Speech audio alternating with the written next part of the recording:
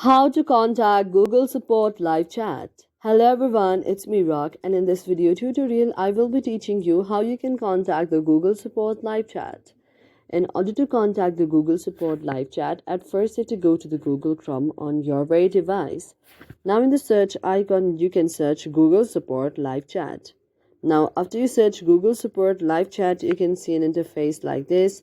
From here, you can see that the Google does not have a live chat support. However, the Google has a Google Chat. So you can go to the option of Google Chat Help. Here you can chat with the Google on the various kind of issues that may be getting started with the Google Chat, learning how. So you can go to the option of Get Started with Google Chat. Now here you can talk to people directly or in small Google messages, collaborate in large name group called Spaces, send and share file from the Google Docs. So this way you can just use the Google Chat. For that, you can just go to the next option. That is, you can just go to the option of your Gmail here. After tapping on the Gmail here, in the down section, you can see a chat like icon, which is the Google Chat option. Now you can use this very Google Chat and then you can chat with the various kind of people that you want in the Google. Thank you for watching our video, and if you really like it, do not forget to subscribe our channel.